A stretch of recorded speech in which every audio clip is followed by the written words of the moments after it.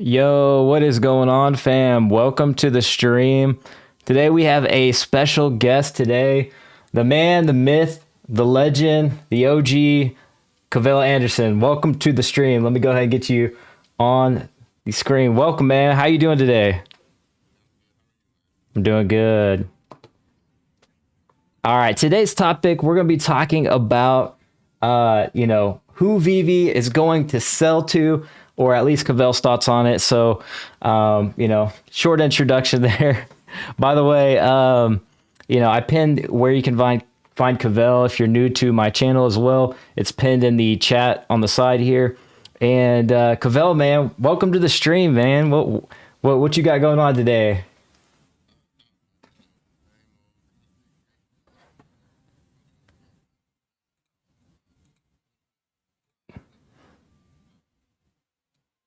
No doubt, no doubt. Let me get that music turned down. It's like way loud. All right, there we go. So yeah, in terms of VV and kind of where we're at today, we're coming up over 1 million users on the platform. As you know, obviously, like what is it, 1.1, 1.2, or something like that, active users. Man, is it like according to that video, I heard David say a couple of key things. So could you kind of talk about that a little bit and kind of maybe David and the process, like their thinking process and maybe where they're at currently?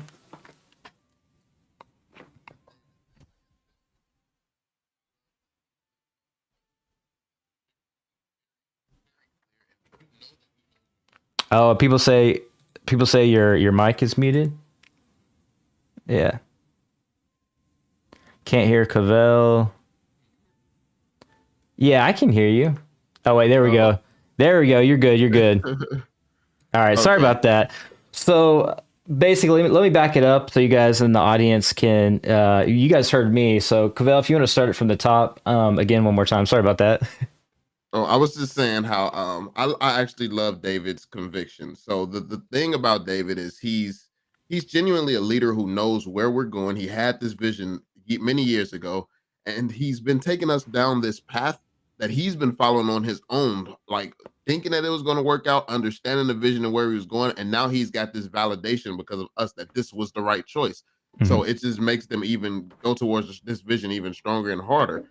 And because of their IPs and licensing and things like that, I think we're finally in this place where they have the confidence on the VV side of things, and like it's just the numbers speak for themselves, which means that there's going to be endless opportunities at this point because it's a proven concept. I think we haven't even, I don't think we've even reached the stage yet that Top Shot was at its peak, and Vivi has so much potential, so much more stuff, so much more, so much more items. So I just think that now with them releasing that information, like having 2 million downloads already and 1.1 million active, it's incredible, man. Bro, it's insane. And just so we kind of have this one on record a little bit, man, we had an interview a long time ago. Fast forward till now, like been the journey like, man? Like, Yeah, when I first joined, yeah, you were the first one who actually reached out and showed me some love and helped me get my feet into the community. And it's just been crazy since then. I've learned a lot more since then. Obviously, when I first came to the community, I learned a lot of stuff initially from watching your channel. And then now we have so many more creators since last time we actually did one of these. It's so much different types of content, and I find it, it interesting all these people focusing on different niches and stuff. Like any content you want to consume is there. It's there yeah. now. So Yeah, obviously you're one of the original YouTubers as well in the beginning, and like it's like you said, it's crazy to see. It's cool. Like there's other YouTubers popping up, and everybody kind of has their little unique angle and their takes on it. So it's interesting to hear everybody's kind of perspectives on everything. I mean, as we drop more collectibles, an infinite amount almost. It's like everybody's gonna have like we might have like some Star Trek VV YouTubers, like, what's this gonna be worth? You know what I mean? So, it's gonna be crazy. man, it's just been a crazy ride, and the community, like super tight community, obviously, like as you pointed out with what had transpired with the, as we all know, what happened the other day. I won't name drop or anything, but we had obviously the big influencer talk about VeVe a little bit, and we all Yeah, I so mean, it's a yeah. little bit of news there. Yeah, so that was interesting, but yeah, the community remains strong and everything like that. But as VeVe gets like super big, do you see them like, maybe selling the company or seed investing, like something like that, or what do you kind of see in terms of that? I think it depends on the type of selling the company. Hmm. So I don't think that they would just sell and hands off like okay, here it's yours now. We're going on vacation. I don't see them as those type of people. You have David Yu, who's been in the same companies. If you check his resume, he's been in these companies from when they started to 20 years later. So he doesn't seem the type to just up and stop projects, especially this. This is he came out and said, I think it was in this last interview. I watched so much content, I don't know, but I think it was his last interview where he said this business is all everything that he's done throughout his career combined, and this is all of them. The team has come together using pulling all the stops from everything that they have learned their entire careers and put it all into VeVe.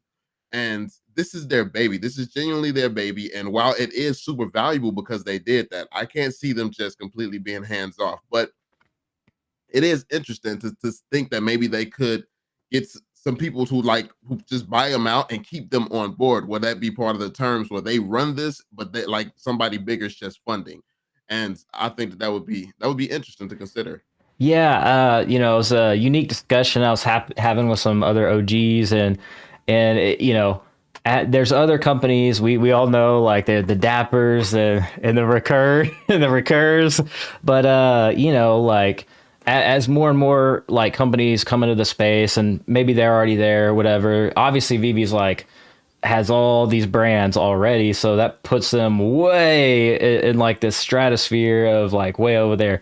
But like in terms of that, do you see I guess like in terms of that, what companies would you say might invest or seed invest into VeVe? Because I feel like what the last guy that interviewed David Yu, I'm not really sure. It's like a New Zealand guy, I think, interviewed David Yu just last a couple days ago or whatever. But do you see a certain company maybe investing into VeVe, and so that could maybe potentially put them even further into like beyond the stratosphere to the moon and past the moon Uh, to like Mars? I think that I mean, the obvious one probably would be Disney, of course, since we see how close their relationship is. And we know Disney at will, at the point where Disney decides, okay, this makes sense, they have the money to do it. Like Mhm. you offer this team X amount of dollars, whatever that number is, it's only going to make sense to do it. And because they're working so closely with Marvel and Disney already, they know that Disney understands the vision. So because of that close relationship, it would make sense for Disney to do something like that. Then I Yeah. mean, there's some other companies I could imagine they have other interests and stuff like Amazon, since they do use Amazon service to actually run the platform. So Amazon knows the type of, like type of pressure and stuff that VV the community can put on their servers and stuff. So they're like they might be interested as well. So there's a few options. I feel like they have a few, and then they have been talking to Google and is it Google and no Google and something. I forgot what the other company is, but the hardware companies where they have Yeah. all this stuff. They've been talking to them and yeah. Yeah, so it's like you're talking about like the big metaverse companies. Disney's obviously launching theirs.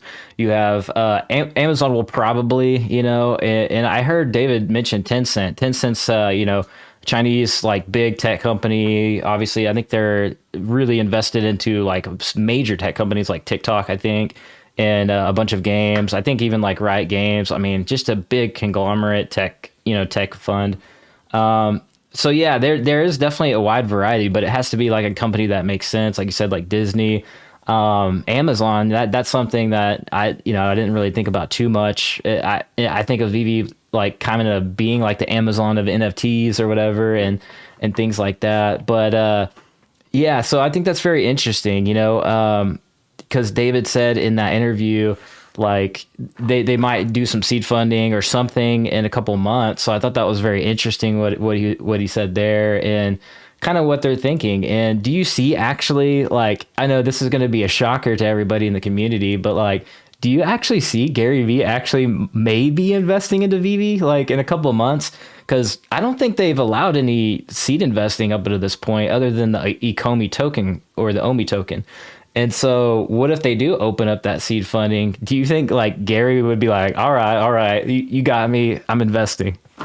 I absolutely. I Yeah. think that I don't think that Gary Vee's a fool. I don't know what's going on. I don't know if he signed on or under NDA or something with them, or maybe he's just they did a deal and he didn't like the opportunity, so he went elsewhere. I don't know what's happening there, but to be investing in all this other stuff, he would be a fool not to invest in VV if he had the opportunity to, and I don't think that he's a fool. So Yeah, because it seems like he's hedging his bets a little bit from what his investments I'm looking at. Like he's put in obviously money into Recur, and then what were the other ones? Like it was CryptoPunks was one. yeah, CryptoPunks, but some other like platform style companies, maybe probably Dapper and like some other. So I'm like, I feel like he's diversifying, but then he put money into literally Immutable X. So it's like I know he likes the layer two. So like it just seems like he's hedging his bets and making his investment portfolio. But I don't know. I can't speak for the guy, but it seemed like if VeVe was to offer something that he would be one of those guys, stepping up at the door and being like, yeah, let me invest a little bit in that. Yeah. That's just my thoughts because, with the metaverse and everything, where it's going. By the way, where do you think the metaverse is going in your idea? I know you talked about on your channel quite a bit. Where do you envision like the entire, not just VeVe, but like all of us in the metaverse? How do you kind of see it playing out?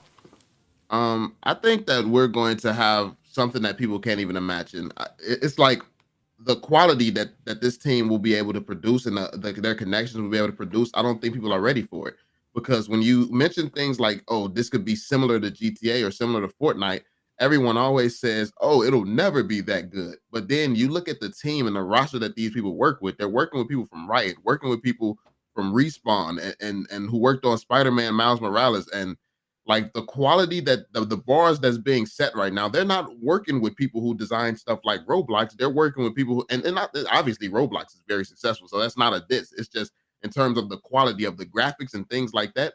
They work with people more closely mirroring a GTA and mirroring a Fortnite style, yeah, stuff. So in terms of where the VVerse is going to go, I think that we're going to have some crazy quality similar to the showroom right now in VV with their collectibles because obviously sitting a VV collectible within Roblox, it's going to look horrible.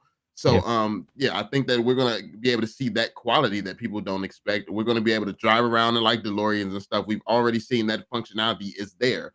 We have that functionality already. I see it as an ecosystem where people are going to be buying land. People are going to be able to use their land to build things, and then I see a lot of advertisement slots and stuff like that. So that's the one argument that I hear about the VVverse as well. People don't think that everyone just wants to spend money. Everyone is used to free gaming. So Mhm. are people really going to be willing to spend money for everything? And I just really think that that's up to the business owner. If I'm if I'm offering a collectible that's worth $10 on VV and I'm charging somebody $30 to try and win it, that's me having a poor business model. But VV, I think VV is going to give us the tools to create our own businesses Mhm. and create our own attractions. So I can see things like movie theaters within the VVverse where you come in, they have maybe a Disney Plus subscription where you charge a fee, you get some of that fee as the owner. VV gets some, of course, and then obviously Disney. They would Mhm. get to like so it goes three ways. You charge people to come in, watch a movie, you chill together, that little social environment, and events like this being held all over the VVverse and based on your location of where you are, like if you want to be closer to the Disneyland within the VVerse, or you want to be closer to VV City, higher tax rates, Mhm. or they charge more for you to even purchase property there. Mhm. It's just I think that obviously location is going to bring more value to certain brands, so they're going to charge more. Honestly, I was talking to Randy, and his idea of being able to go to different planets and stuff like that would be massive as well, because then it brings some utility to certain collectibles like the USS Enterprise for Star Trek, and Mhm. maybe the Star Trek galaxy. You have to have that NFT in order to be able to travel to that planet, or a Star Wars starship. You Mhm. have to have that in order to go to the Star Wars planet. So literally just going to different planets and stuff like that, bringing even more utility to the collectibles. So honestly, I think that VeVe has an advantage here with all this IP that no other company has just as of now. But it does come down to if they're able to develop this and create it within a reasonable time frame. So, which I think that they can. I think Yeah. that they were just trying to get everything perfect because, as they've said many times, they were preparing for 65,000 people. They ended up getting a couple million. Hmm. So, I think that now that they've gotten VeVe under control, this massive growth that they didn't expect, I can see them going full steam ahead on getting the token sorted out, getting all that utility and stuff added, and then jumping full steam ahead into the VeVe verse after that utility and stuff is done. So, yeah. Yeah, no doubt, man. I completely agree. And you know what's interesting, just a little side thought, is like we all like, we always hear people like talk about the IP and how that may be a problem in the metaverse, but what if it's actually not? Like, what if it's because I've seen you do the Fortnite comparison where like there's like the portals, like, you know what I mean? Like you go into a game here, or and when you back out, you're like in a lobby style, like metaverse thing. Yeah. Blanco's party kind of has something like that, right? Like that too. And obviously they're not reinventing the wheel when Fortnite already has done that. But like what I think of it is like, what if there was like a lobby like that, and you just because the metaverse might actually be easier to go to a location, go to a Disneyland or world in the metaverse by just hopping through a portal. And then bada bing, like Disney doesn't have to worry about their IP, being like treated a different way. Like they know that their amusement park in the metaverse or whatever is controlled by them, and if you have a VeVe collectible, maybe you can play with it in that, in their universe or wear avatar or whatever, and then you back out and all of a sudden you're in the lobby again, and it could be something like that, like Yeah, what that's a you very had good kind of point. demoed. So maybe it actually becomes easier to manage IPs and brands in the metaverse a little bit. So Exactly. I feel like that could be a nice light restriction as opposed to not being able to let your collectibles take part in it at all.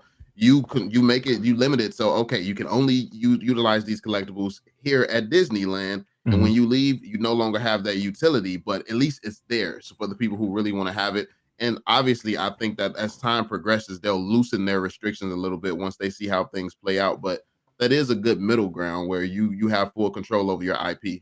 So Yeah. fire. And like I just always think back of what to Alcon, what he said in that like his very last interview with like Reese, Dan, and David, where he was like talking about taking those experiences with you, and kind of like he compared it to getting off of a ride at an amusement park, and it made me think of Disney. Disney does that. You go off a roller coaster or a ride, and then you have to like walk through a gift shop or something like that, or I don't know. So it made me think of Alcon, and I always have flashbacks to that comment. I don't know why, man. I mean, he drops some gems, and it's like he's so layered with what he says. Like you can Hmm. always dive deeper into what he says, and it's just that experience talking. When you are a genius and visionary, they see things in such different ways, and it's like you can rewatch and always get more and more value and think about more things. The more that you hear them talk, like it's the same thing with David. I get that same feeling, like listening back to some of the stuff that he says. It's like, man, I didn't catch that the first time. This is deep. This is deep. So Yeah, yeah. no doubt. And then so kind of brings me back to what you said a minute ago about like scaling up and stuff like that. And you talked about connections with Riot and obviously Trevor. Do you, like where do you see the staff being in like the next several years? Like you said in one of your videos, if VeVe blew up on our watch and we were like the CEO or co-founder, we wouldn't know what to do. We'd be like, bro, I don't even know. Like, what do I do next? That's a And fact.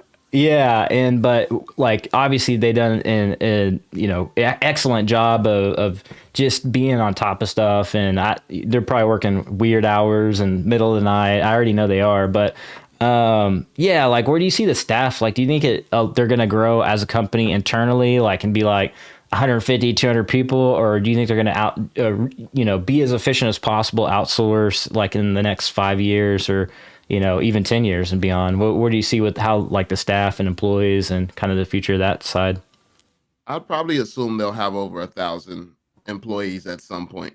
And I think they're going to keep growing the team because while you can outsource, eventually, like what they're doing is they're dabbling in something that's never been done before. So then it's not even going to be a lot of gaming studios and stuff like that qualified to undertake some of the things that they're going to be doing, especially when it comes to building out metaverses and managing the things that's going on within the metaverse, because we've never had metaverses before at any point in history. I mean, there's some worlds, you have your Second Lives, you have your Fortnite, which is metaverses, but at this, we don't have a Ready Player One anywhere. So it's going to be like the virtual reality side of things and all this other stuff in the future that you're going to need different divisions and teams to take care of. And outsourcing everything is just going to get way too expensive, not going to be worth it. It's just going to make more sense to bring people on. So I do think that we're going to see a point where they have like over a thousand people, and they're already talking about setting up offices and stuff in China and around the world. So this tells you the scale that they're thinking of taking this to, or the level that they're planning to take this to. Um, yeah, I think it's good. VeVe is going to be a massive company. I think that that's in the plans because yeah, opening office space and stuff like that in another country like China, I mean that tells me that you mean business. And yeah. Yeah, and that's a gigantic market. Obviously, they have like it's like the most populated country in the world, so it just makes sense. And there's a lot of brands and IP in China, and that would do really well over there. I think the Cartoon Network, the Powerpuff Girls, was like originally China based, locked, and so if you were in the U.S. or whatever, you couldn't purchase that unless you lived in China. So I don't know if a lot of new users knew that, but that was like way back in the day, but. Yeah, so a quick little so today I kind of like randomly tweeted and was like, for these NFTs that we're seeing, the blue chip ones, maybe like Crypto Punks or Basie. Now that we are like getting closer to Immutable X, the transfers kind of like they're working on it or in process. Like yesterday is what I saw. Do you ever see like these like blue chip NFTs like trying to, or maybe one day having some kind of drop on VeVe? Like, one day like a CryptoPunk statue or like a Bored Ape Yacht Club, like, whatever statue or something crazy. Because David used a collector at the end of the day. Like, do you ever see something like that happening? Just out of curiosity, just to pick your brain on that. It's kind of off topic, but. I think that maybe I might have a perspective that's a little controversial, but I don't think that they would make the cut, to be honest. You have all these established people who've been working, doing this stuff for years, and then you have people who came together, generated a bunch of random apes with different characteristics. It's like Mm. you don't quite make the cut of the quality that's on here. Like these brands, like you take something like Disney that's been around for years, the Walt and Mickey statue, it would kind of be a slap in the face to put it next to a monkey with a chain on. It's just it doesn't really. But and I know that's the NFT space is creating new trends. You and some of these brands could last and pass the test of time and be here 10, 20, 30 years from now. Some of the all the NFT projects are not going to fail. Some of these will be around that long. But I think that they would need to build up that resume in order to be considered on VeVe. That's the take that I have on it. I think VeVe just goes for these historical premium things. And just because people are spending a lot of money on a trend doesn't really necessarily make it premium. So that's my viewpoint on it. Gotcha. So that's a very interesting tech. I never would have thought of it like that. And it seems like, the Bored Ape Yacht Club might have a ways to go, man. If you're saying that, and to somebody like you to change your mind, that's something that's a unique take, man. That's interesting. I would have not thought that way, but that's interesting. Okay, so do you think VeVe one day, like, because David hinted on games, like, what do you think about that? Games, the gaming aspect. Yeah, because he Um, he seemed to know like what was up. Do you see like obviously they partnered with some gaming companies, like Trevor's got experience. Do you see like VeVe doing their own thing of one eventually and being like a leader in the like metaverse gaming space? yeah, I think that based on what David said, he did make it seem as though gaming was going to play a big part in everything going on here. And that has a lot to do with experience. This is about VV collectibles and the experience, but I don't think that the experience aspect meant limiting VV to taking pictures with your collectible. Yeah, that's an experience, but it's not the end goal. I think the end goal is to have a bunch of gamification, have a bunch of games, and even though it's not going to start as like a Burnout or a GTA or something like that, within the next 5, 10, 15 years or whatever, I think we're going to get there to where that becomes the standard within the VV verse. So I think we're going to start off with some simple light gamification, maybe like we saw the Monopoly Man, maybe like a Monopoly game in 3D or something like that, where something simple. You just move a few spaces, nothing too crazy. But then we like 5 years, 10 years down the line, we do get to the okay. You got a whole Call of Duty shooter within the VV verse, or maybe based on what Trevor said, he would like to see you being able to actually portal to the real Call of Duty. So they have that link and maybe yeah, some type of link between these different games and platforms. So I think that there's going to be a balance. I think there's going to be games made of super high quality based around the IPs that VV holds. And then I think you're also going to have this interoperability with other AAA titles as well. Yeah, no doubt, no doubt. Yes. Oh, my volume's cutting in and out. So you don't ever see like just to kind of backtrack a little bit, you don't see a company maybe like Nintendo buying VV one day? Nintendo.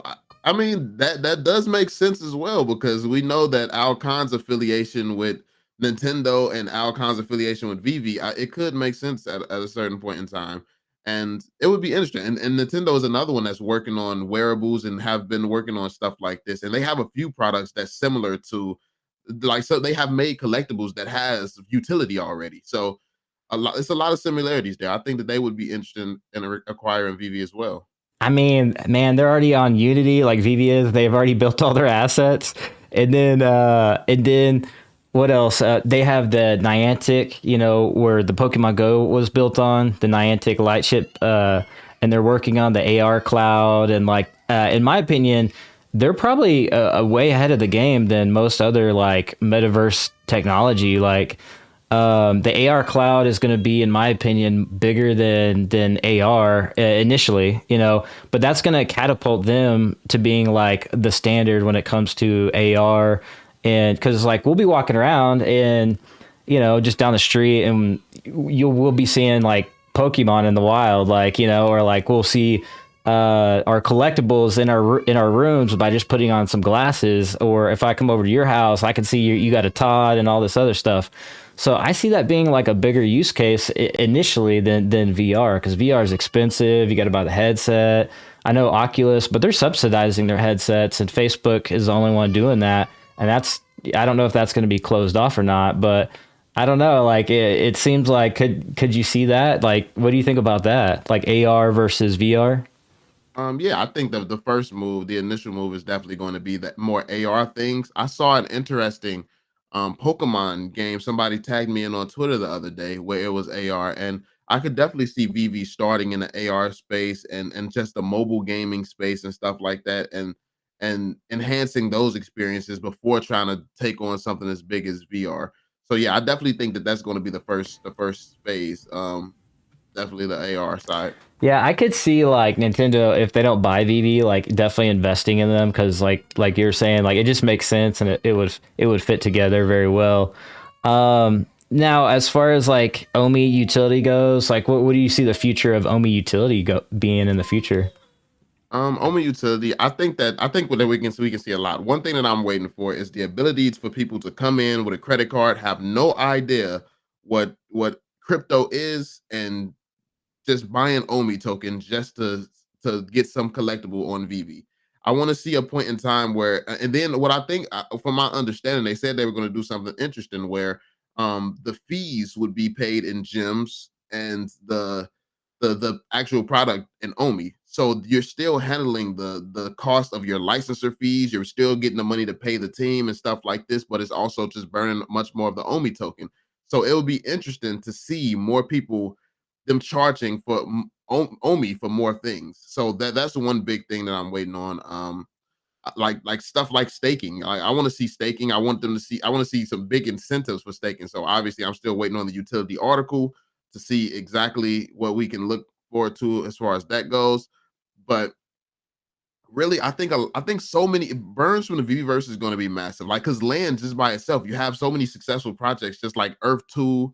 the central land. Like you have so many different projects where just buying land in itself is so massive, and that's the entire thing. Like Earth 2, I'm pretty sure that that's all that is centered around is buying land. So you see things like this and you realize the magnitude and how many times this can be magnified with a project like VeVe.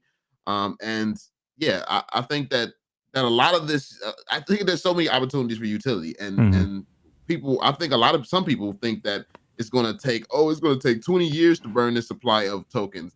I think that they're much like the team is much smarter than us, Hmm. and they if they decided, okay, we were considering cutting the token supply in half, then they made the decision, oh, we shouldn't do that. They know something that we don't know, and I think that the amount of burns and utility that they envision is going to be crazy. So yeah. Yeah, and that sounds amazing, all of that, and it just randomly made me think, man. I think because you mentioned land so much, probably, but like so obviously that Dan had said like we might be able to like OGs and maybe a few like people that were early maybe get invites to buy land or something. I'm not sure what he said about that, but I know users are probably going to get a first opportunity, but I wonder if they open up like the land sale to like big companies like you're saying the sandbox and things like that. Like Binance like has bought so much land in the sandbox or whatever. So I wonder if that might be a possibility. What do you think on that?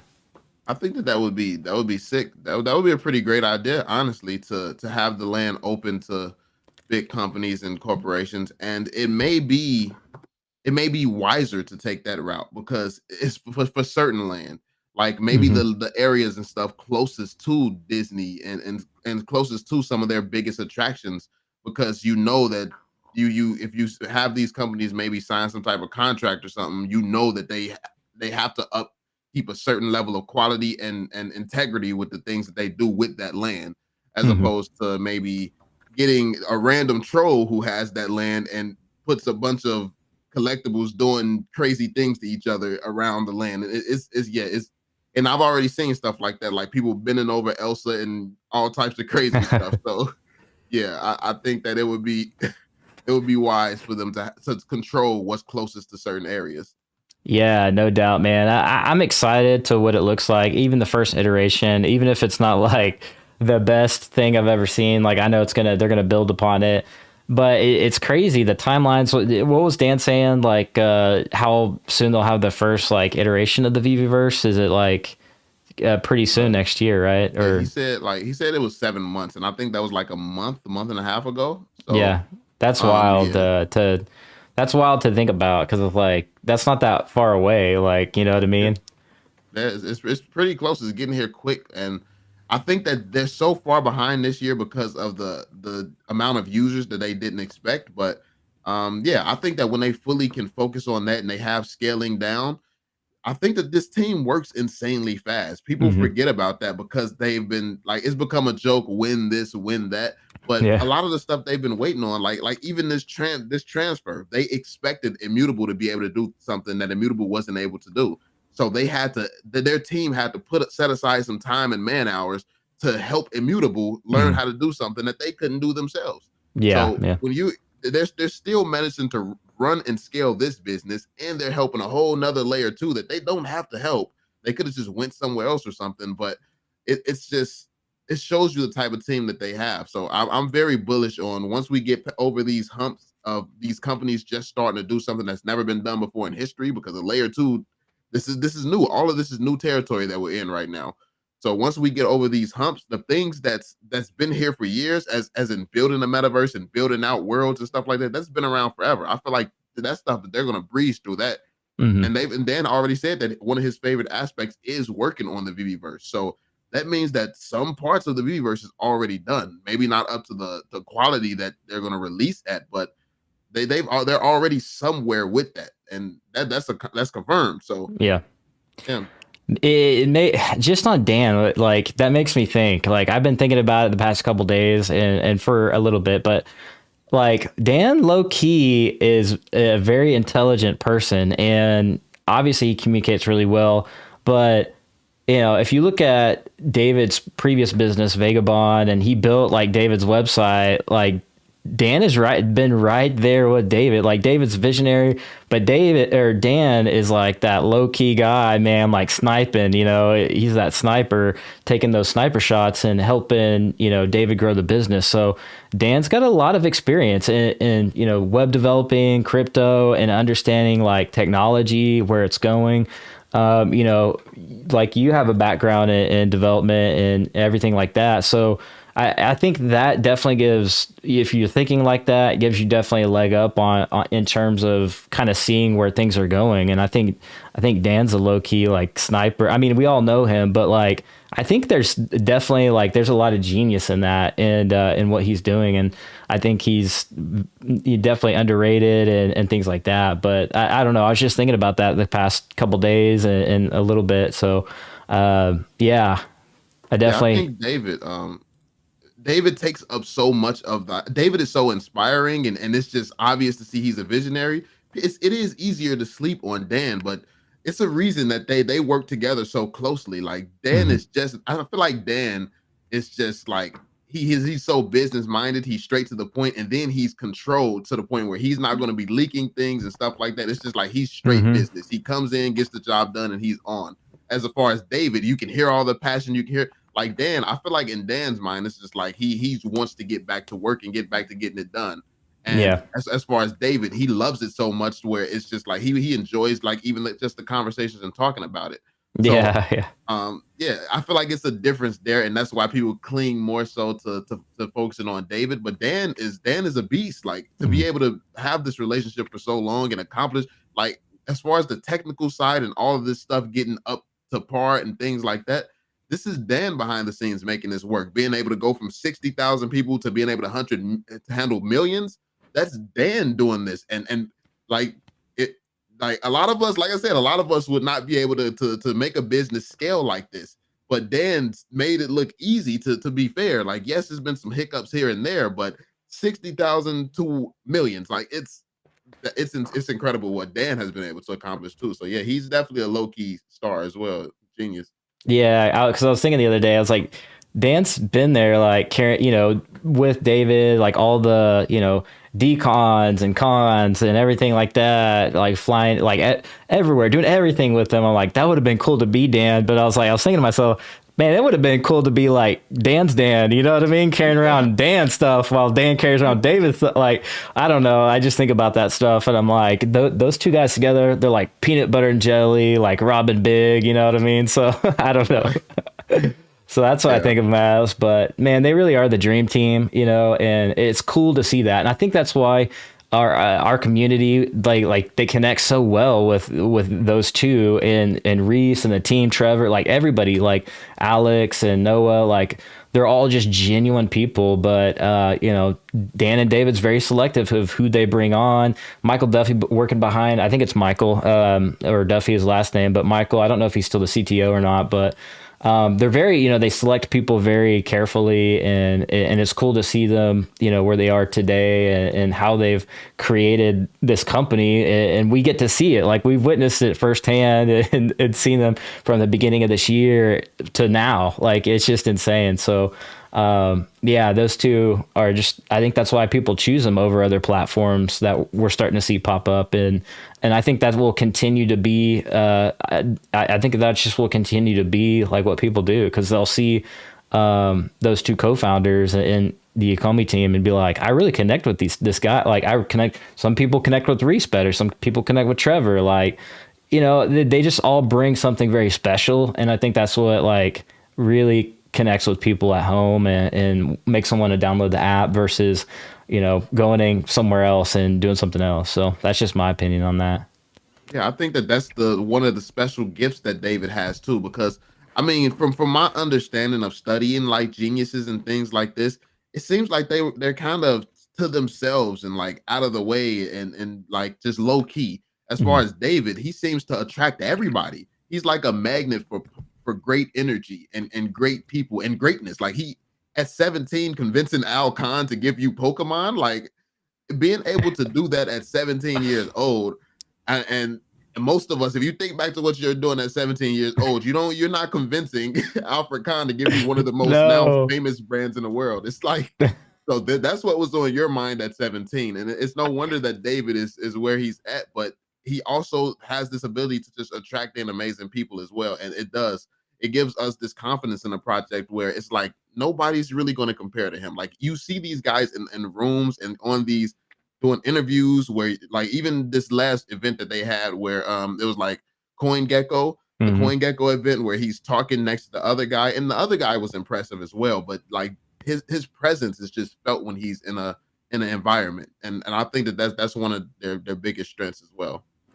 Yeah, David just like this soft spoken like samurai like slash like I don't even know. It's like he's just like this quiet person, but like when he does speak, you're like, oh shoot, he's speaking. Like we gotta listen. Like it reminds me of the Mandalorian, like the guy that says like I have spoken or whatever, or like, and that's like that's it. Like you don't say anything after that. Like that little that alien spoke, so you don't. You know, I don't know if you guys seen Mandalorian, you guys know what I'm talking about, but.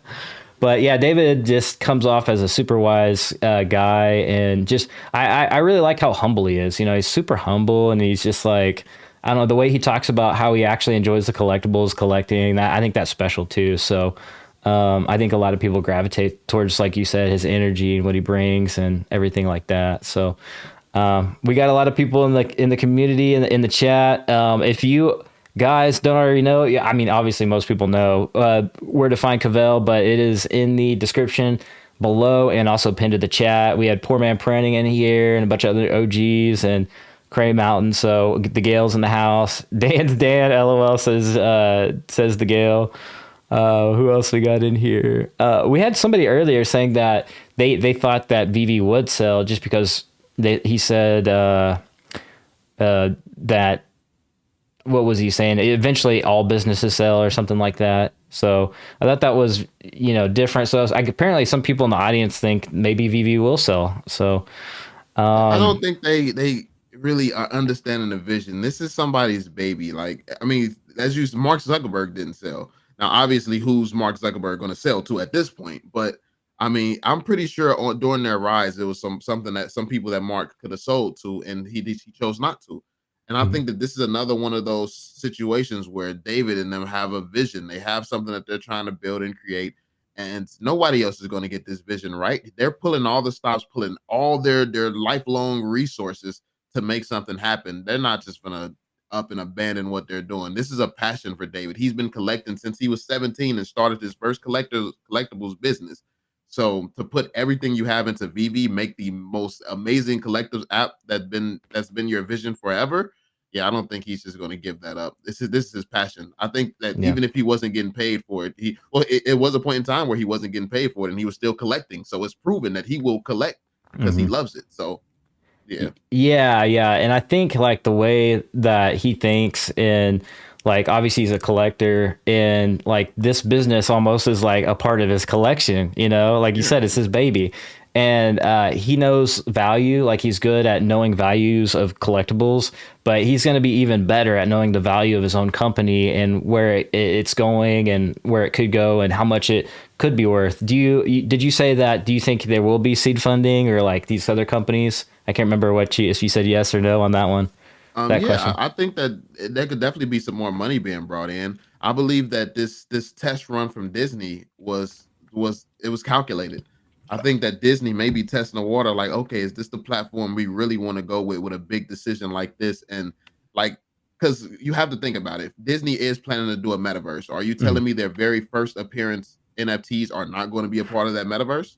So their first appearance in the NFT space in the world wouldn't be involved. Like, no, that they're gonna be involved in some way. So if it's not directly linked and working with VeVe, it's going Mhm. to at the minimum be compatible with VeVe. So I think that it would be in their best interest to make sure VeVe succeeds and has the funding and stuff that it needs. So I definitely think that we could see like Disney. I would have put my money on Disney making some type of play with VeVe. Yeah. So that would be interesting. I think too, like if they did do like seed funding, well, actually, let me ask this first. How much, like if there was seed funding opening up, how much money do you think would be raised in that first round? That's a good question. I don't know, like how much. I don't know how much that they would necessarily need. Like, how much do you need to build out a metaverse? That's like how much do you need to create Ready Player One? Because I think that Mhm. that's what it's going to revolve around, like building out this metaverse and being competitive with Facebook or somebody like. Even though I don't think it's direct competition, but you have to at least be able to keep up. Mhm. So yeah, how much would you need to hire 10,000 people like Facebook has just done with a snap of a finger? So I Yeah. don't know what they would need. Because it's interesting the way Amazon like built their company and they like just keep investing and buying all these platforms up, like Twitch and other companies, but they're like usually not in the black. They're usually like they're not profitable, and they may be profitable now, but like for a couple years they weren't because they're just doing like some heavy investing. I could definitely see them investing in like VeVe and testing the markets there, hedging their bets and things like that. Like I don't know the number as well of like what like how much it would cost to build the metaverse either, but like I would see them because there's other companies that like Immutable X, for instance, raised like 60 million, I think, in their seed B funding round or something like that. Even Recur's like raised like 50 million, I think. But obviously, with all the drops like we've had up until now, that's millions and millions and millions of dollars, and they could just keep dropping forever and still have millions and millions and millions of dollars. But like you're saying, like we have to develop this metaverse, and there's a cost to it. So maybe I mean I would see them in their first round raising a ton of money. I mean, Disney tested the water. Like you have the biggest names on the app, and I think I that's think it'll have to be over 100 M's. It yeah, has yeah. to be That's what over my 100 thoughts. M's, That's what man. my thoughts were. Yeah, because like you're saying, Disney's not going to just like sit around and wait for Facebook to just like build their metaverse up. They're going to definitely be competitive, and they know the team behind VeVe and what's possible there. So I would agree on that too, for sure. All right, so let's see what we got in the chat. What they lazy? The prices will go down and rise up. I agree about shit. All right, I can't even keep up with chat. Hi, what's up, Energy? One thing about selling companies, the owners usually sign a clause to stay on for 4 or 5 years. This happens all the time, so nothing would change. Yeah, but I think we all kind of agree though with they're probably not going to sell. I just don't see Yeah. it. I see them opening up seed funding, and then yeah. I think their exact response to that when they were confronted about selling was that we may be acquiring some businesses in the future. Like so they said that they were going to acquire as opposed to selling. That's So that's wild. Like, who do you think they would acquire? Because I know they partner with like these smaller game studios or something like that. Do you see like what do you think? What would you think about like what would they buy? I think it would be smart to buy out some of these indie gaming studios, some with potential that maybe you could just sweep up the next people who sweep up people who make games like League of Legends and all of this stuff and GTA before they become that. Like, and I think that David has a keen eye and Dan as well. Like they have a keen eye for seeing the right people. So, Mhm. so buying up some of these indie projects with promise would be insane. And I think that that would definitely be on the table.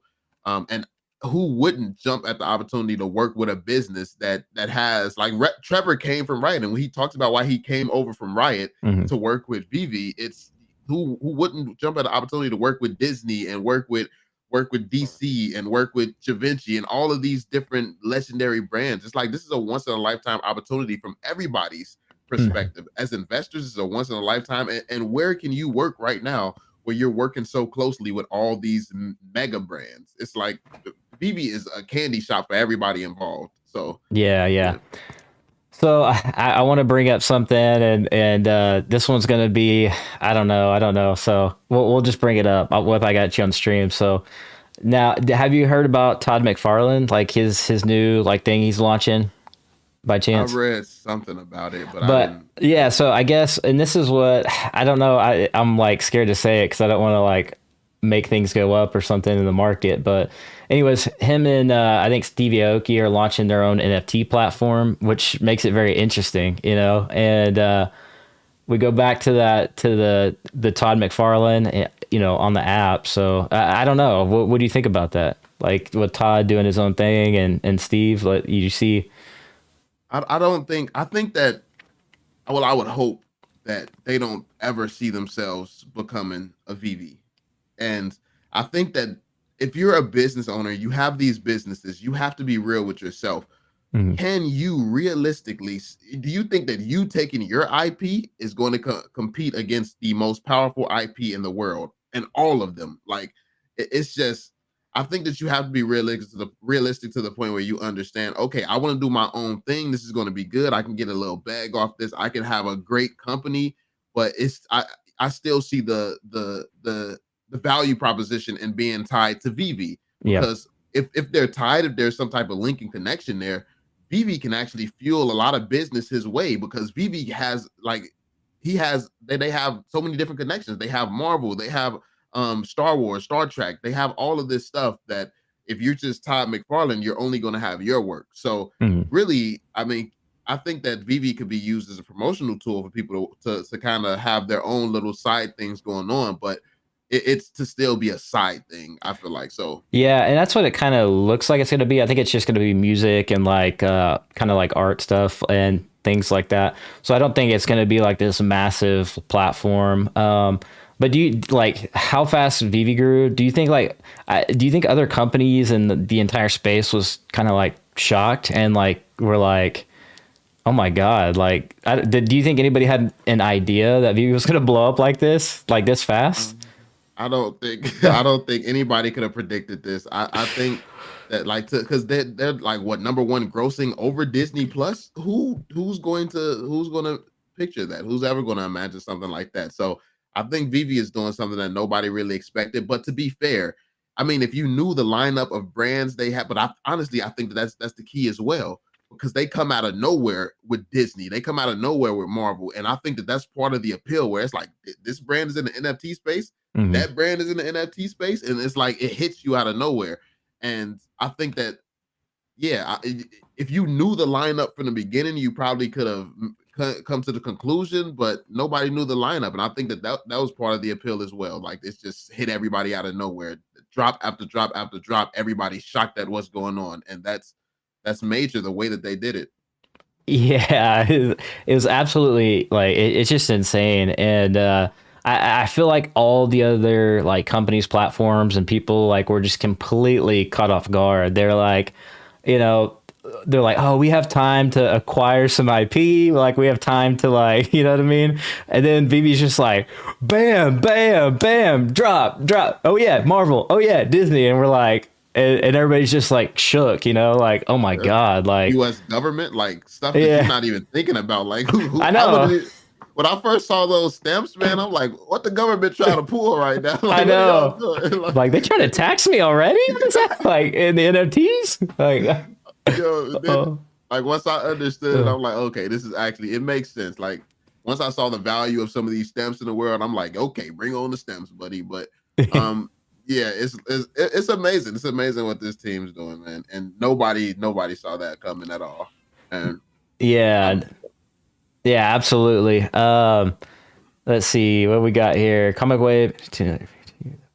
Yeah, yeah, we won't get into that. Naked Gumby, but thanks for the super chat. All Chat Gaming, appreciate you.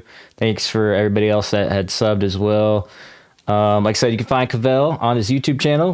Most of us already know Cavell, man. He's out there. He's like, you're up there, man. You're 12K subs pretty much. Cavell's on Twitter as well. Link in the description below. Let's see here. What else we got? Some of these comments, man. Y'all wilding out there. I don't know if you can read those, Cavell, but yeah, I'm checking them out. Disney and Bored Ape have stuff planned.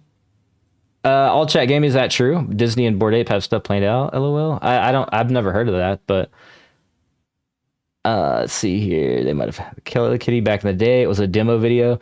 Yeah, so that's what. Do you like Hello Kitty? That's a good, interesting point that the gal just brought up. Do you think we'll still drop Hello Kitty first, like or Hello like Kitty.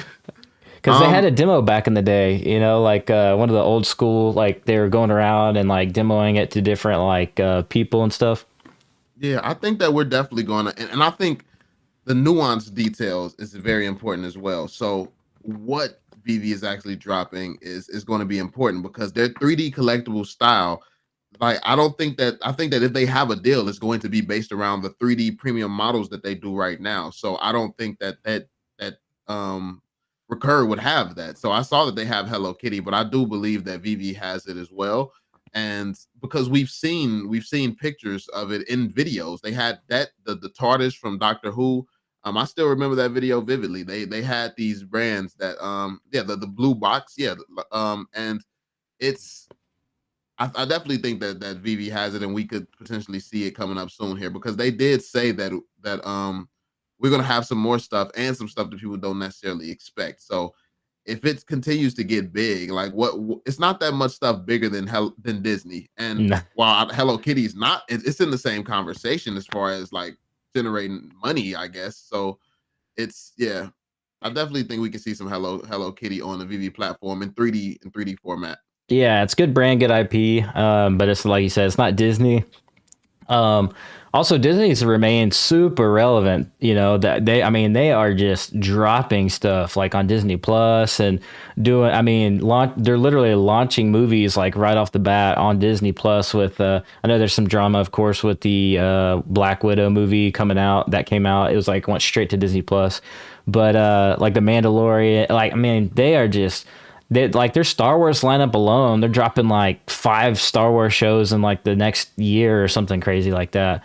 So hopefully we'll get some cool Star Wars, collectibles pretty soon. So Yeah, yeah, what brands do you think are gonna drop next? The next like bigger brands, of course. Like we might have some small ones, of course, sprinkled in there. Do you think we'll have like a Dragon Ball Z or like an anime or something like that pop up here pretty soon? I mean, we waiting for the Pokemon for sure. Yeah. I think people were looking up the date. Like as soon as David Yu says we have certain IP in the lineup, but don't try to check for days and stuff or special events so you can kind of guess what's coming. Soon as he said that, I'll check on Twitter and people were telling me National Pokemon Day is what, February or something like that. So Mm. Pokemon Day is coming up and people are speculating already. Okay, this is when we're getting Pokemon.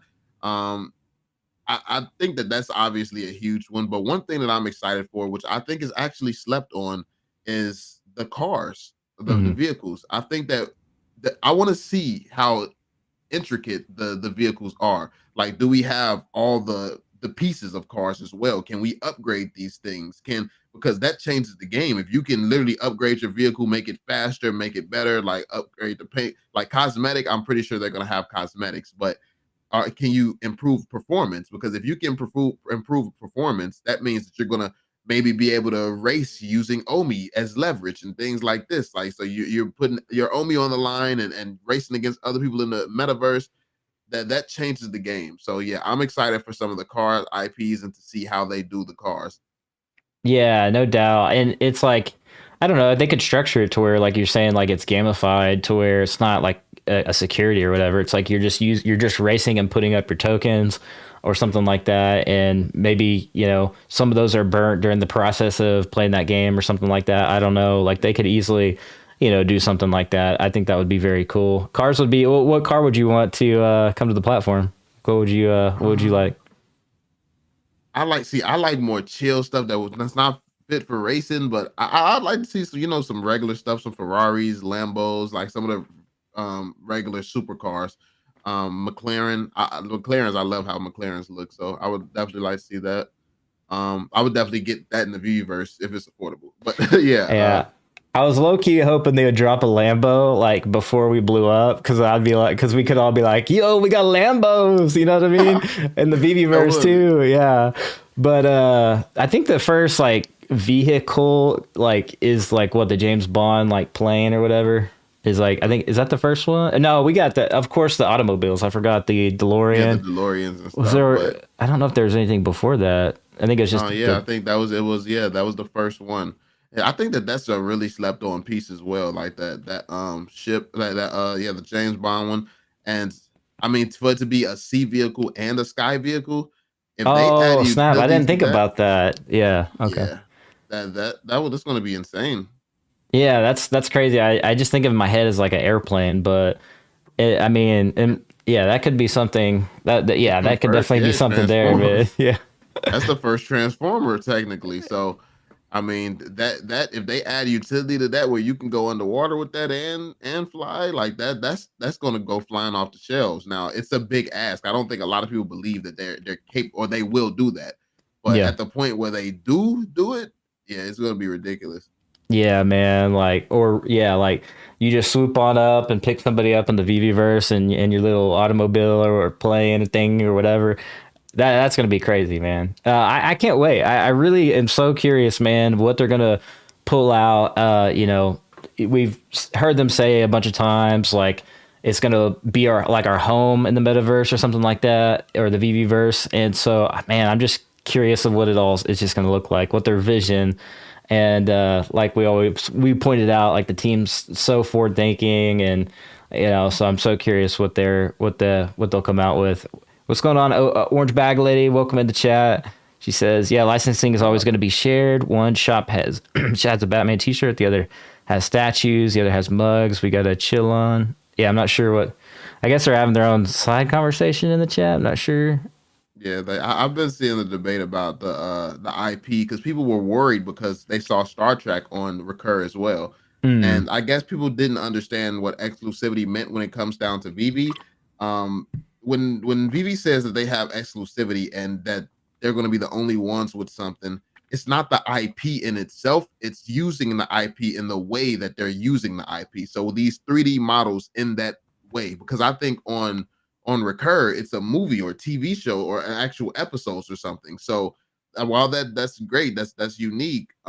It's not the same thing as VeVe. So no company is just going to give all their IP rights to one brand, any one brand. It doesn't yeah. matter who it is. No company is going to do that. The IP makes these companies a lot of their money. Like I think was it Disney who makes like generates like 60% of their total overall revenue from their IP. Yeah, yeah. So when you factor in the big amount of money that comes from IP, it only makes sense for them to be diversified and who has the rights to them. So Right. It's like if you own a brand, it's not like, oh, I'm just going to sell it in Target only and that's exactly. it. Like, no, it's like, I'm going to sell it Target, Walmart. I'm going to sell it everywhere, Costco. Like, I want to make, you want to make money, like at the end of the day, like you want to support your family, your business and hire more Right. employees. Like, you're not going to just be like, oh, I'm just going to do this one store right here. So, but the thing about VeVe is like we have the first appearances and like some historical stuff going on, which is insane. But yeah, the amount of users on VeVe, man, that I think that in itself is like insane. Like no other platform right now like it has that many users from my knowledge. Like Yeah, I even think OpenSea does it. yeah, like OpenSea has like what, like I think Gary V himself said that like earlier this year that there's only 60,000 active wallets, and that was only a few months ago. Like Yeah, I think now VV, they may have. I think I may have saw like 150,000 now or something. But either way, it's nowhere near. It's nowhere near VeVe at all. yeah, yeah, absolutely. So that alone like has to have these IPs and brands like perking their ears up and getting excited about VV. Like Facebook, for instance, bought Instagram, not necessarily because Instagram had the pictures. Like they had the users. That's why Facebook went after VV Instagram. Like Yep. they bought out Instagram because there was millions of users using Instagram, and so smart companies know that. Like it's all about users and it's all about people who are on the app and interacting. And VV hasn't even like upgraded the social part of it. Like we might be able to Mhm. share like in the click of a button on Twitter, like our stuff real quick. And, all you can already screenshot and like all that other stuff and like screen record. But, I think that's a slept on thing, the social part of it. Do Yeah, you, what about when they do that, when they add ins to the when we don't have to go to Twitter and all this stuff and straight from the VeVe app, we can have these type of features where maybe we can upload some photos, upload our stuff and message people in the DMs and all types of stuff like that through the VeVe platform where we don't have to leave platform for the experience that we have on some of these other platforms. It's going to be crazy. Like they add a whole little like TikTok section, but made in a way or where you can use VV's collectibles and VV's AR and stuff like that. It's going to be insane having your own making VVs. VV could be the next trend, having VV like having the same filters and systems and stuff as like an Instagram or TikTok. Yeah, So and like low key, it's like a lot of people are considering the metaverse like we're already in it. Like for instance, me and you are on a video, like we're talking to each other like through digital means, and like it's almost like we are already in somewhat of a metaverse ish experience, and we have everybody in the chat like right here with us. Like it's just kind of weird already, if you think about it.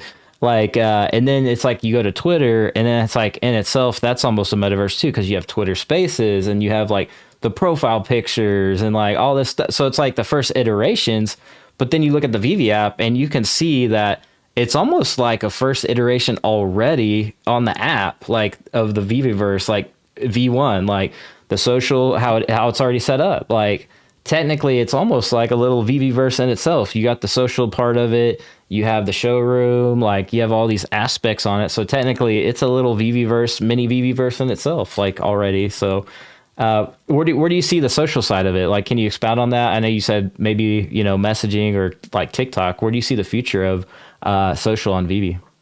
I think it's going to be massive. I think that it's going to let people. I think it could be one of the biggest things in the world for one reason. Like other places like Instagram and YouTube and maybe even Facebook. Like Facebook is more for family, so I think Facebook gets it right, which is why it's so huge. But like Instagram and stuff like that, people just use it to flex. It's like you put the highlights of your life, and you put yourself looking like your best self on these platforms. VeVe, I think you have all types of unicorns and all types of like you can nerd out on VeVe and it's okay. You can be your true self on VeVe and it's okay. So I think that we're gonna see the social aspects improve here because people are gonna be fine with dressing up in cosplay and standing with collectibles and stuff like that. And this is gonna it's gonna bring out the side that I think people want to show all the time, Hmm. but just don't have the courage to because like if who wants to post a regular picture standing outside next to a Honda when you scroll down your feed and all you see is Lamborghini McLaren like it's Hmm. like do I really want to post this picture wearing this chain from Amazon and he has on like Yeah. it's I think that those platforms make you want to be something that you're not and Hmm. VV lets you be yourself. And I think that if they expand on things in that way where you can continue to have just being you, I Hmm. think that it's going to be an insanely powerful platform for really connecting and just yeah, like I said, nerding out together. Like when anime comes and we really have some of these anime collectibles and I'm gonna go crazy for that. I love Yeah. anime, but it's really no space that you can well that I've seen that you can really connect and have meet anime fans and things like that. I know there's some YouTube channels and stuff like that, but like really just a platform where you can connect around that, like the anime. And I've met so many people in this community who love anime. So Yeah. yeah, it's just I think that you can be your true self on VB. Yeah, for So sure. Yeah, it's funny you said cars and like the Lambo. It's like at what point like are some of these digitals going to be more like valuable than the physical or something like that? Like I don't know. Like I don't want to go maybe too deep into that, but I don't know if you want to talk about that. Do you see like do you see that happening or like I because mean, yeah. I've heard posts. I've seen people post and say things like on some of these platforms that sell in land, it costs more to buy the land than it does to actually buy the place in real life. Yeah. And I don't know how true that is, but I've been seeing posts like that. And if that's true, then I could definitely see because if you look at the Todd McFarlane, like the Todd Hmm. is worth way more on VV than it is in real life and Hmm. physical. So we have a trend of seeing some things here and there that do surpass what it's worth in real life. And I mean, I wouldn't be surprised. Like that's definitely going to be a grail vehicle. It want the first one to pass the real cost in real life. But yeah, I think it's more than possible. I don't think that all of them will do that, not at all. But Yeah. I think that there's going to be some of these pieces where it's like, okay, this can be it is. I think yeah. Yeah, because we used to joke around like earlier this year before there was a lot of users, and we'd be like, the D-Lo is gonna be worth more than the D-Lo in real life or the DeLorean, and just joke around about it. But like, if you kind of think about it, you're like, man, if we're all living in the metaverse, like, I mean, who's to say, So we, obviously we don't know yet, but like, when the VeVeverse and Metaverse like rolls out in full steam ahead, like, and there's, the first appearance of XYZ, like it might be crazy, it might go up crazy just because of that. Like when there's more and more users coming to the app in VeVeverse. See, Relaxed in Mook says, I'm not surprised if VeVe create a whitelist for people who are collector in app. More set and more collectibles give you the opportunity to purchase lands first. Oh, like, yeah, whitelist. Yeah, I mean, master collectors, maybe you get the whitelist to buy land when it comes to that. We'll see though. I don't know what they'll do. Hopefully they'll do something, man, for the OGs. I don't know what the stop point is, but I don't know. I hopefully they might do something similar to what Sandbox and like even Illuvium. I think they have similar numbers, like 100,000 plots of land or something like that. So we'll see. It may be finite. I don't know what numbers they will do, and I'm not sure if they'll match the Omi token and then have like a billion plot, like billions of plots, because I don't know if that's the move. No, yeah. I mean, we don't know. It's just it's so much we just uncertain about right now. But Yeah. I am confident in the team doing their research and knowing and having a vision. And yeah, I mean, I know that when it does come, it's going to be big and it's going to be amazing.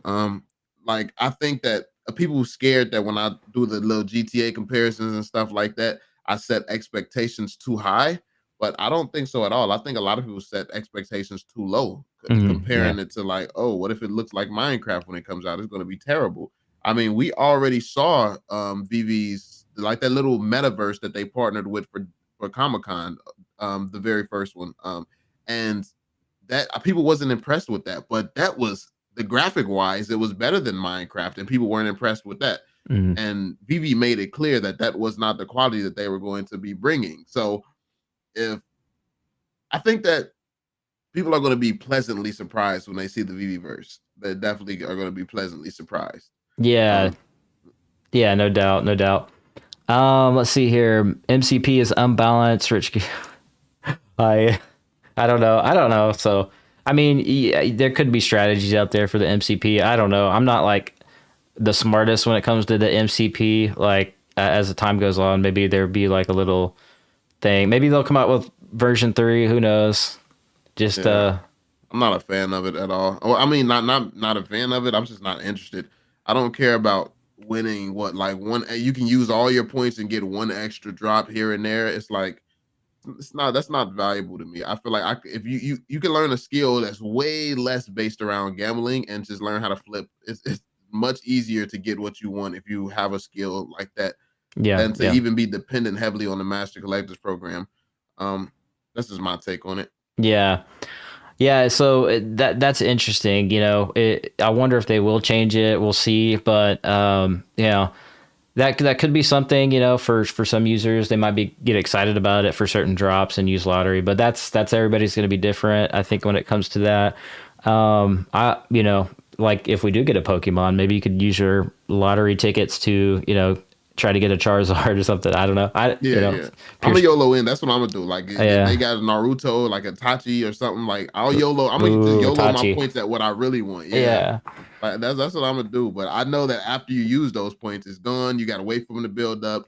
And yeah, but yeah, I'm definitely gonna do that. But hopefully everybody doesn't YOLO their points into the same thing because there's a lot of people with a lot more points than me. So yeah. Yeah. When do you think MTL is going to drop? Um Since we got one I dude think spamming MTL question mark in the chat. they said that it was going to start at the end of this week. They was going to start with a small test group. Now, keep in mind that even though you haven't heard an update on it, it could already be going on, which is not some of the people who are invited. Mhm. This when they say a closed small test group, it's just that. So the next AMA, they'll probably say, "Oh, we've been testing it with this group. It's been working fine," or they'll let us know if there was a problem. But I don't think that it's I don't think that people should expect updates at every single step of the way. Let them Yeah. work, let them get it done, and they'll give us an update when we need to know something. Asking about it every day doesn't make it come any quicker. It just stresses you out caring that much. Yeah, no doubt. I agree. So I think we covered pretty much all the questions, man. I don't know if you had any topics you wanted to talk about or anything, this past year that maybe stuck out to you that you wanted to discuss or something like that. So And I want to respect Nah, your time no. too. So Not, yeah, I mean, I got time, but nah, it's not. I mean, I think we really did cover all the big stuff. We yeah. covered a lot of stuff that's going to be coming in the future, and I think that that's the most exciting part. We've Mhm. had a lot of highlights over this amount of time, and it's been crazy. But yeah, I'm excited for what's to come, and yeah, it's just the beginning. Honestly, they're just now getting around to the token, and I think that they were doing things in phases. They started off with VeVe. It only made sense to get the product right. Now the product is almost there, and they're moving on to the token. Mm. After the token, I feel like it's going to be full steam ahead on the metaverse, and that's when it really gets exciting, the metaverse aspects. But obviously, getting the token and getting that part situated is going to shut up a lot of people, and it is going to get us some return. So I am excited about that. But yeah, I'm just looking forward to the metaverse stuff. It's going to be crazy too when we start to see the shift a little bit, like on social media, Twitter. Mainly, like what I mean is like when VeVe goes to Mutable X and to OpenSea, like you're like Twitter's already working on that little, if you put a profile picture on your Twitter, that there's going to be a check mark, an Ethereum check mark badge to prove that collectible is authentic.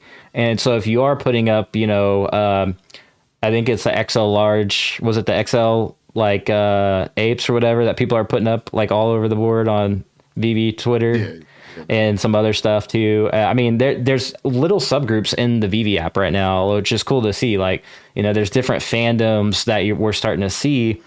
So I see that being interesting because I think VeVe, like we talked about the social aspect a little bit ago, but it's going to be crazy when we can basically share our entire collection, like from directly with a link. And I think Reese might have said that where we might be able to just show our collection, like share it on Twitter, and somebody clicks on the link, then it takes us to our showroom. And I think that's like maybe slept on a little bit too, because that's going to be crazy in itself. Like that's going to be flex. Like having a Walt Disney and Mickey statue, like center front and center, like in a vault, like, and then let's all of Twitter, like there's only 4,000 of the or whatever collectible. Okay, it doesn't have to be that one. It could be Batman, it could be Robin, could be whatever, whatever you want it to be. There, anything on VeVe right now is pretty freaking limited, like in itself, like.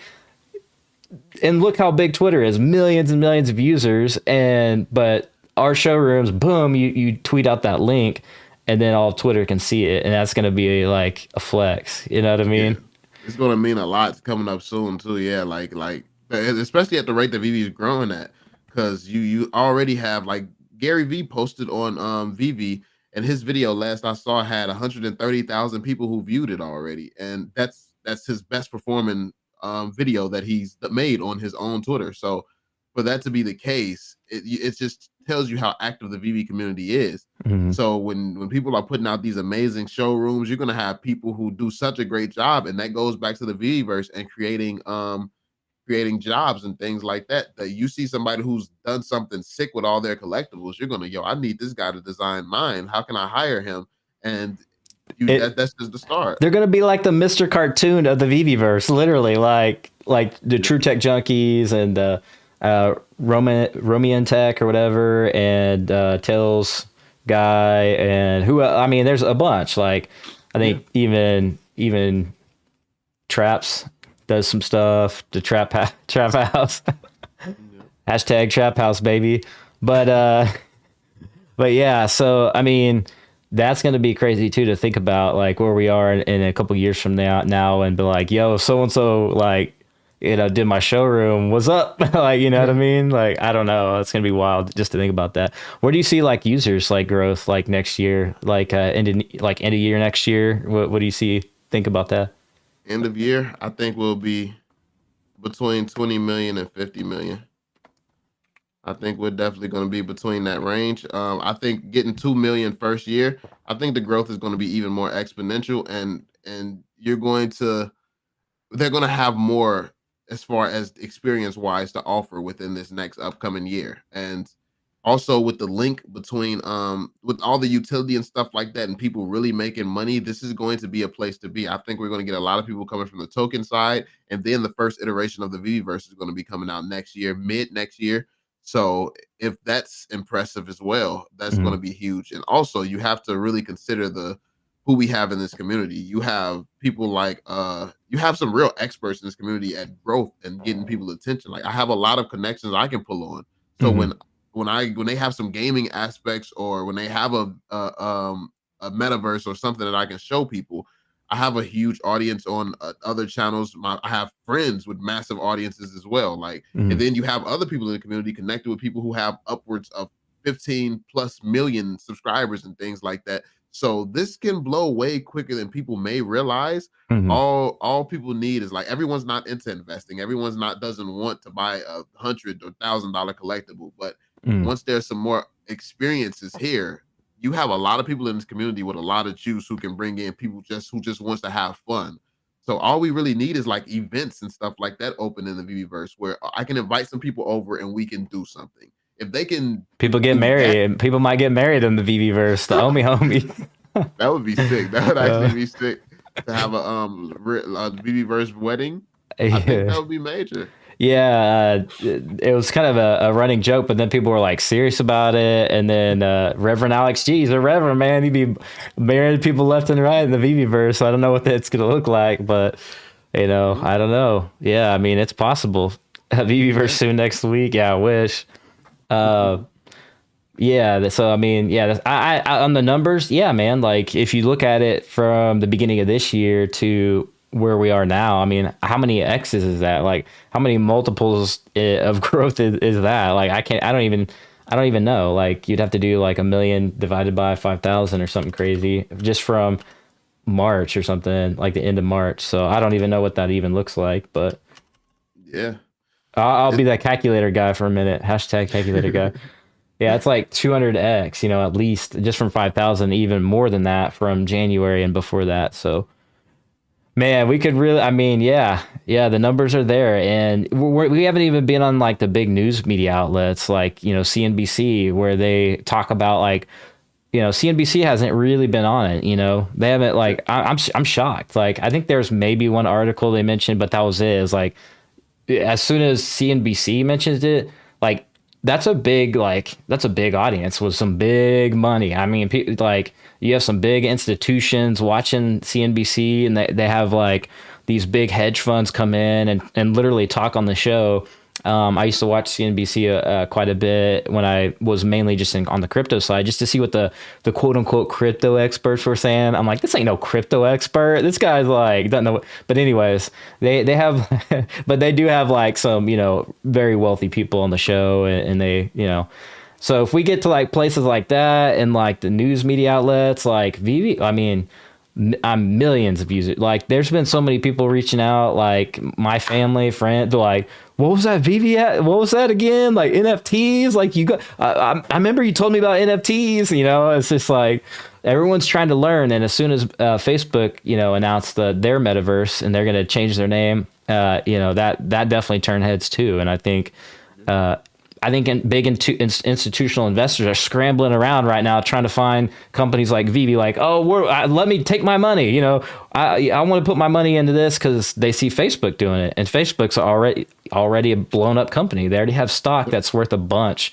and that's not if you're trying to make a lot of money, like that's not the wisest place to just throw your cash at, because Facebook's already rich and their stock's already way up here. So where do you go next? You try to look for a VeVe, and see if they do have a seed funding, and that's where I think maybe we'll see something in the next couple months, maybe. So yeah, I mean, it makes sense that we would see something like that coming, because we have to. The ball is going to get rolling there soon, and yeah, it is people looking. David, you has already said that it's people with big money, billions of dollars set aside to buy things. Like I think he mentioned comic books as one in particular.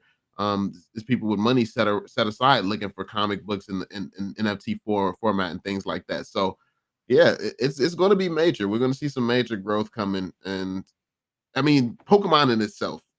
Think about what that'll do.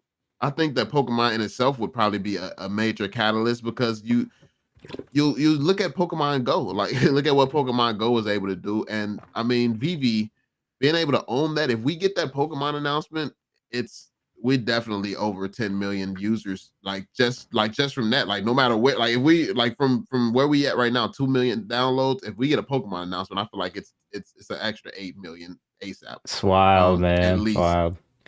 Yeah, So that will obviously make it skyrocket. The whole NFT like excitement and hype, and people trying to learn about metaverse. They see VeVeVerse and they're like, oh shoot, I got to get in that. It really does have a big chance. A big chance of being bigger than Pokemon Go, and maybe bigger than some of these blue chip companies like that are around. Like the big ones. I'm not gonna name drop name. The big companies. That's all I'll say. yeah, I mean, we got so much different IP. It's so much IP, and based on the utility around it, like, and that's what people really sleep on, the amount of utility and the fact that David you gets it. He understands, and when he tells the story about his shop that he has and how people come in there, they meet friends based around the experience that they have in the shop, and they go to the back tables and whatever. Like when he tells the story, you really know that he understands. So for all these different fandoms to come together and find some utility based around the things that they already love about the collectibles and the or whatever brand or IP it is that they're supporting. Like whether you're here for Star Wars or whether you're here for Elsa, whether you like being able to have these collectibles and that opens up utility to a frozen land here, a frozen portion or a Star Wars portion here. Like and you can meet people. You have this social aspect. You meeting friends in the Star Wars. You already connected through that. You love Star Wars. Now you just met people there. You go and visit maybe you go and visit Star Trek. You meet some people there. You love the Trekkies as well. It's just it creates so much opportunities, and I think the amount of relationships you're going to be able to build because of VeVe, I don't think any other company has that same potential. No, yeah, like you say that, bro. Like I just don't see any other platforms out there right now that have a community like ours. Like there ain't nobody out there dropping videos on all these other platforms. They might drop something about like the specific little brand, and that's it because they're excited just about that little brand. Yep. But we're not seeing like daily. We don't have all these YouTubers out here like doing daily drops about how excited they are about VeVe or I mean about other companies. We do with VeVe, but like Yep. that's the biggest thing I've noticed is we have literally daily video drops from me, you, a bunch of other creators now, and obviously the other bigger YouTubers, but. I just don't see it, man. I don't see any other YouTubers doing stuff with all these other platforms like that. Like the community is just Uh, so much different over here. Like, Yeah, it's just like this. You have really people focused on this project because everyone sees the potential. It's like if you use, there's a lot of other channels that focus on NFT space as a whole. And to be fair, they get their viewers, they do their numbers, but they're focusing on the hype of every single project as it's pumping. VV, it's like we slow and steady, but it's a real community, unlike those because a lot of stuff that people are pumping on their channels, one dies and they just go on to the next one. It's like, and then yeah. that one dies, then on to the next one. So yeah, I mean, they're getting these big explosive pumps of communities, but there's no community, just one community as a whole. Nothing compares to just VeVe, Yeah, and yeah. that's what sets VeVe apart for sure. It's crazy, man. Like, I've done YouTube for a while, and not obviously not as long as you, but it's really incredible because just seeing like new people pop up, but like they get so much support from the community, but so it's interesting to see, and it's crazy. Like the growth is insane, and it's really crazy what has happened. Fun under the sun. Thank you for the dono. VeVe has done an awesome job in such a short amount of time. VeVe is still in its very early days. Hey, I agree with that for sure. Well, year one, man. Year one. We're not even on year two. Like, what is it? Like, what's going on? Oh, it doesn't even feel like reality sometimes. Yeah, they've accomplished so much in so little time, Hmm. and with so much against them. Like just like it's a big deal only being prepared for 60,000 people and handling 2 million downloads. It's that in itself is massive Yeah. because that's a huge stretch. Like jumping from 60,000 people expectations to even 200,000 is massive. That's like having a restaurant that can only sit. That's like having a restaurant that can only sit 20 people, yet you got 500 people outside your door, and even making that work. That's it's insanely it's almost impossible to make that work, and they've done it that times 10. Like it's ridiculous. Yeah, man, their team is just putting in the work and the effort, and it's just I don't think any other company is going to be able to duplicate that and duplicate the community. Conspiracy. I want to do a hot little take. I was thinking about it for a while. I was like, maybe I should ask Cavell, maybe not. I don't know, but do you think Gary's, Gary mentioning the Big Red O and all that? Do you think like there's some maybe like he was trying to get our attention or like get the community's attention on what he's got going on, or like do you think there's like, uh, Yeah, I think he was. I don't know. I think he definitely notices and sees what's going on. Like you're not an expert in the NFT space, and without knowing about VeVe, he's downplaying it, and I think that he was just trying to get people on his side because I don't know, he for some reason he's staying away from VeVe, and I think that I don't think that it's something positive necessarily. I don't know though. I don't know if it's something positive, but I think that after the deal, I think that he would be handling VeVe in a different way if after that deal things went well. I think that what happened potentially was that after their meeting, after he met with VeVe, they went their separate ways or something, and yeah, then yeah, he's joined Recur. yeah, And now he does like because some of the things that he says, it makes sense where it's like, okay, like when he said, but is it the first Spider-Man though? It's like, yes, it's the only what do yeah, you mean? Yes. And yeah, so but then I'm set, like you see, he has Star Trek on his platform as well on Recur, and then mhm, you're like, okay, it makes sense. So you're already setting an argument. Okay, that may not be the first. Maybe it's the first over there. So now the argument, okay, maybe our Star Trek would be the first one that get accepted. So yeah, yeah. yeah, I think that it's a play like that. Yeah, yeah. So I thought it was interesting.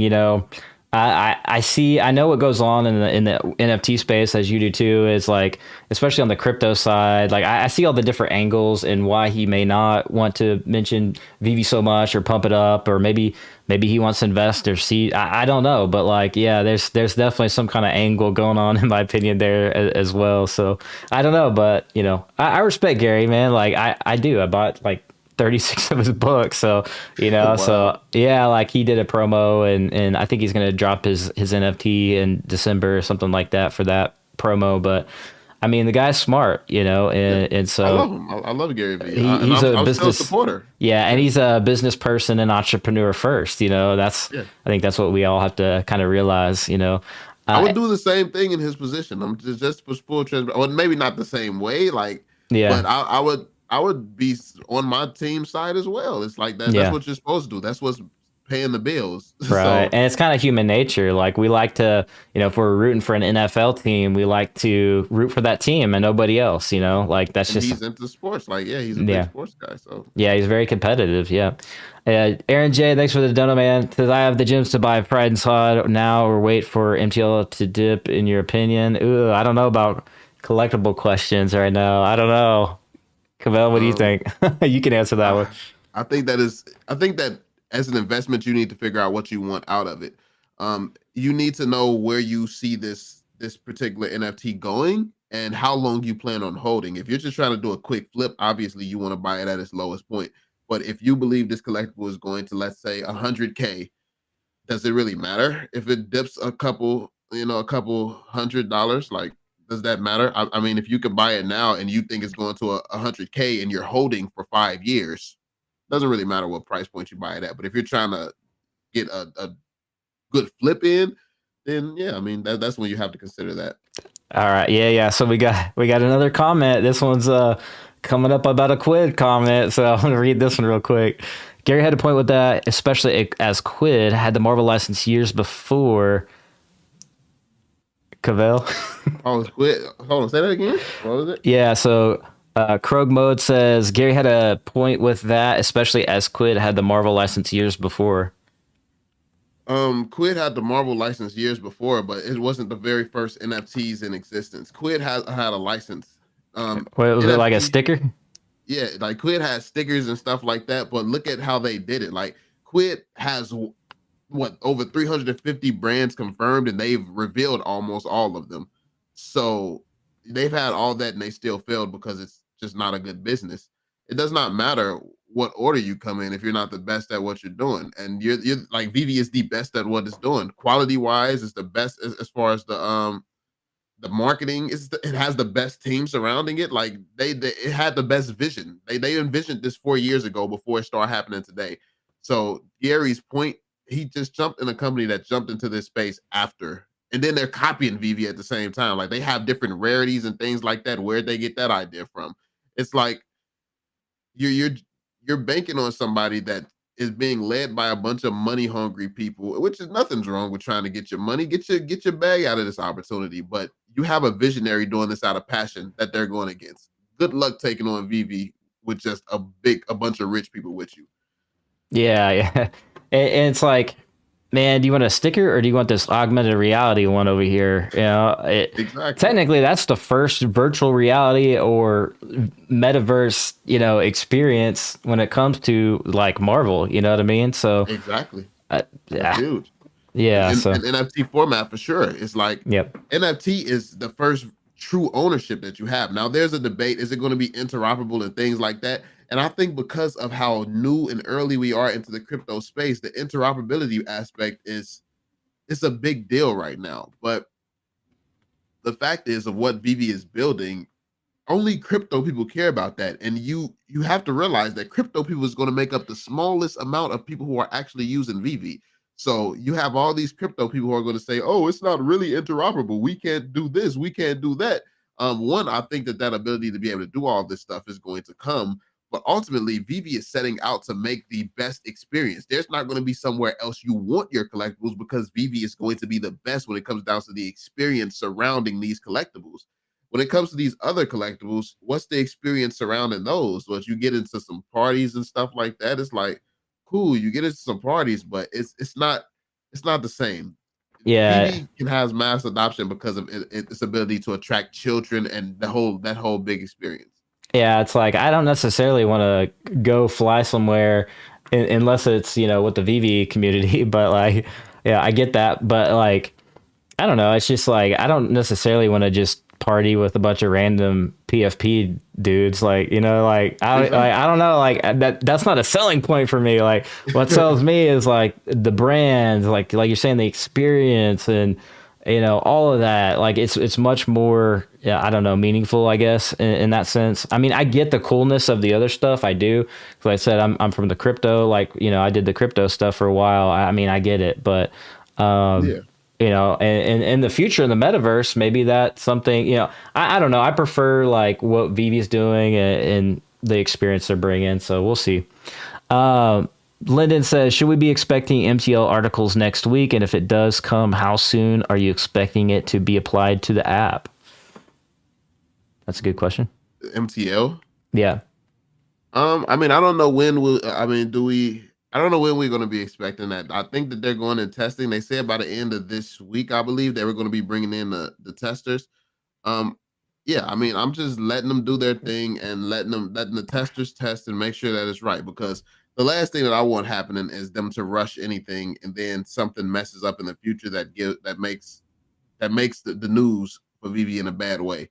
So I mean, I'm not really in any rush. I get that a lot of people want to cash out and want their money quickly and things like that, but that wasn't why I invested. I invested for a long term. I'm a 10-year holder, if you don't know. So yeah, I don't really care what happens within the first 3 to 5 years. I don't have to care. But yeah, I mean, I think that it should be coming soon. They're just doing the testing and hopefully everything goes well without any hiccups.